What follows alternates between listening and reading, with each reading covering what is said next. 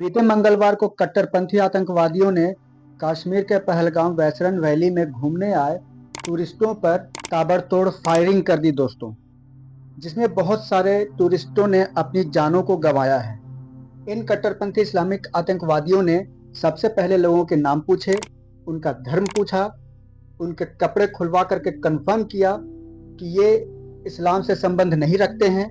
उसके बाद उन्हें उनके पत्नी और बच्चों के सामने गोलियों से भून डाला।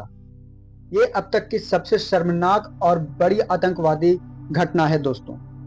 सभी कहते हैं कि इन आतंकवादियों का कोई धर्म नहीं होता, तो इन आतंकवादियों ने लोगों के धर्म पूछकर उन्हें निशाना क्यों बनाया, जो कि बिल्कुल निर्दोष लोग थे। वो तो जम्मू कश्मीर में घूमने गए थे। जम्मू कश्मीर एक टूरिस्ट प्लेस है और टूरिस्टों की वजह से वहाँ के बिजनेस में बहुत ज़्यादा इजाफा हुआ है। भारत सरकार ने जब से जम्मू कश्मीर में धारा 370 को हटाया है, तब से वहाँ शिक्षा में काफ़ी सुधार हुआ है। लोग चैनो अमन की जिंदगी जी रहे हैं, लेकिन फिर भी बीच बीच में ये आतंकवादी क्यों आते हैं और क्यों निर्दोष लोगों को मार जाते हैं। इस पर भारत सरकार को कड़ा एक्शन लेना चाहिए। जो भी टूरिस्ट कश्मीर में पहलगाम में घूमने गए थे, वे लोग वेस्टर्न वैली की बहुत तारीफ कर रहे थे। वेस्टर्न वैली एक मैदानी इलाका है। पहलगाम में वेस्टर्न वैली एक मैदानी इलाका है जहां घासों का मैदान है, और वो इतना खूबसूरत है कि उसकी खूबसूरती की वजह से दुनिया के सभी लोग उस जगह को दुनिया का मिनी स्विट्जरलैंड कहकर बुलाते हैं। तो क्या ये सिर्फ एक साधारण आतंकवादी हमला था या इसके पीछे की वजह कुछ और थी? तो आइए इसे समझने की कोशिश करते हैं, और इसे समझने के लिए बने रहें हमारे YouTube चैनल 360 डिग्री बीट पर। दोस्तों, बीते मंगलवार को एक बहुत ही शर्मनाक, कायरतापूर्ण आतंकवादी हमला कश्मीर में किया गया, जहां भारत के अलग अलग राज्यों से बहुत सारे टूरिस्ट घूमने गए थे।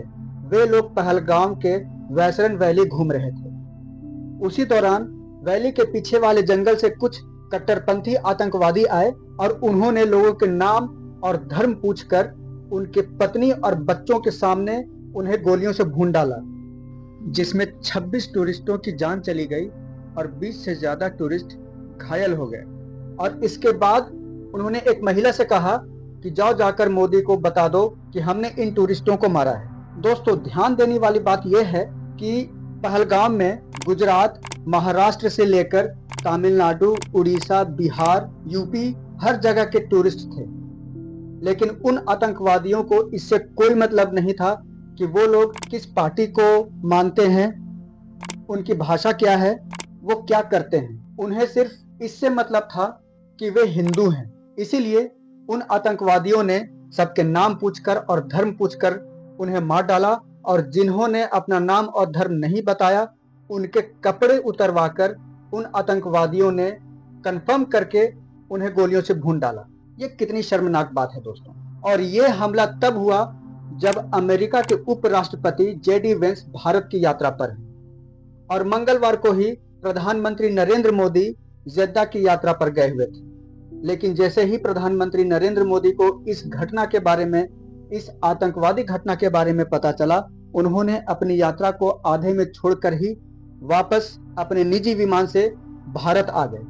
और उन्होंने विदेश मंत्री डॉक्टर एस जयशंकर, गृह मंत्री अमित शाह और एनएसए अजित डोभाल को कुछ इंस्ट्रक्शंस दिए, और अमित शाह अभी जम्मू कश्मीर में जाकर उन सभी पीड़ितों से मिले हैं। इस घटना के बाद से भारत की जनता में काफी रोष है, क्योंकि होना स्वाभाविक सी बात है। लोग दुखी हैं और साथ में गुस्से में भी हैं। लेकिन अब सबसे बड़ा सवाल यह आता है कि क्या सच में यह सिर्फ एक टूरिस्ट पर अटैक था कि इसके पीछे की कोई और वजह थी? इसे समझते हैं दोस्तों।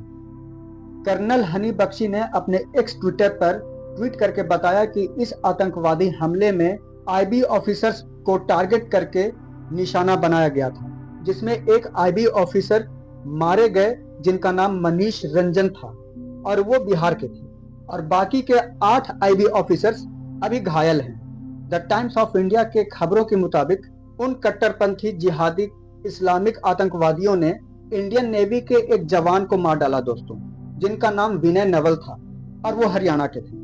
उनकी नई नई शादी हुई थी और वे अपनी नई नवेली दुल्हन के साथ जम्मू कश्मीर में छुट्टियां बिताने आए थे। उनकी पत्नी के सामने विनय नवल को गोलियों से भून दिया। तो क्या आतंकवादियों को पहले से पता था कि आईबी के ऑफिसर्स और नेवी के ऑफिसर्स अपने फैमिली के साथ कश्मीर घूमने जा रहे हैं, और कश्मीर में वे कहां जाएंगे घूमने, वो भी उन्हें पता था? ये सबसे बड़ा सवाल है दोस्तों। इस कायरतापूर्ण घटना के बाद जैसे ही अमेरिका के उपराष्ट्रपति जेडी वेंस को पता चला, उन्होंने ट्वीट करके कहा कि उषा और मैं भारत के पहलगाम में हुए विनाशकारी आतंकवादी हमले के पीड़ितों के प्रति अपनी संवेदना व्यक्त करते हैं। पिछले दिनों में हम इस देश और यहाँ के लोगों की खूबसूरती से अभिभूत हो गए हैं। भारत एक समृद्ध परंपरा का देश है। इस बर्बर आतंकवादी हमले में मैं दुखी हूँ और हमारी संवेदनाएं उनके साथ हैं। अमेरिका के राष्ट्रपति डोनाल्ड ट्रंप ने भी ट्वीट करके हमले में मारे गए और घायल लोगों के प्रति संवेदना को प्रकट किया है, और उन्होंने इस मुश्किल की घड़ी में भारत के साथ होने की बात कही है।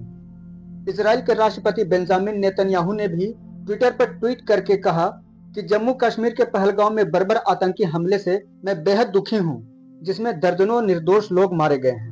आतंकवाद के खिलाफ लड़ाई में इजराइल भारत के साथ है।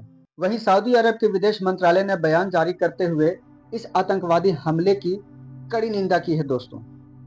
दुनिया भर के देशों से ट्वीट आ रहे हैं, लेकिन पाकिस्तान के प्रधानमंत्री की ओर से अभी तक कोई ट्वीट नहीं आया है।